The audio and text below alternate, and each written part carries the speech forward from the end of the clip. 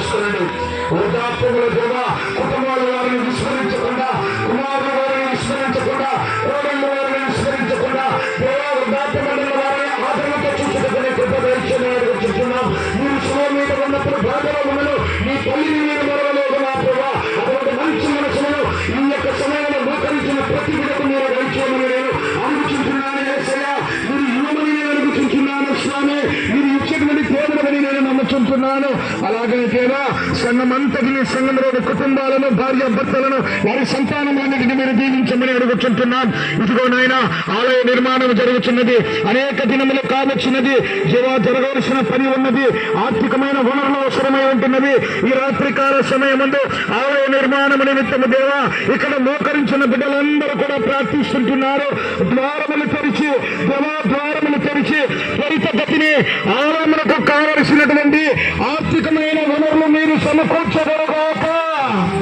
ప్రతి బిడ్డ దేవా తమ చేతులు చాచి ఆలయ నిర్మాణం నిమిత్తము వారికి కలిగినది ఇచ్చగలగాక. దేవా స్తోత్రములు. ఆలయము నిలుపుదల కాకూడదునైనా అది పరిపూర్ణము కావాలను. పెద్దలు కష్టపడుచున్నారు. కుటుంబాలన్నీ సిద్ధముగా ఉంటున్నవి. అది పరిపూర్ణము చేయండి నాయనా.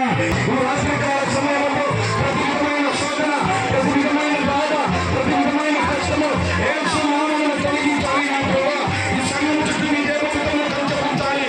మరి మీరు అన్నిటిలో దేవా మీరు తిరగాలి. శోధనపడదు, శోధపడకూడదు, అపరాధపడకూడదు. యేసు నామమున ప్రతి విధమైన శోధన తొలగిపోవునుగాక. యేసు నామమున సాతాను పారిపోవునుగాక.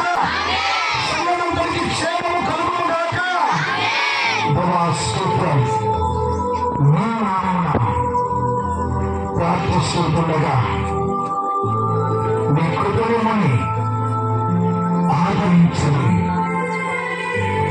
ఎంతమంది బాధలతో ప్రార్థిస్తుంటున్నారు, ఎంతమంది హృదయాలలో వేదన చెందుతుంటున్నారు, ఎంతమంది దేవా బాధపడుతుంటున్నారు. ఈ రాత్రికాల సమయంలో వారి బాధలకు, వారి కష్టాలకు, వారి కన్నీటికి విడుదల కలుగునుగాక. విడుదల కలుగునుగాక. దేవా స్తోత్రం. నీకు వందనాలు చెల్లిస్తూ మా మొదలు ఆలకించి మాకు సహాయం చేసి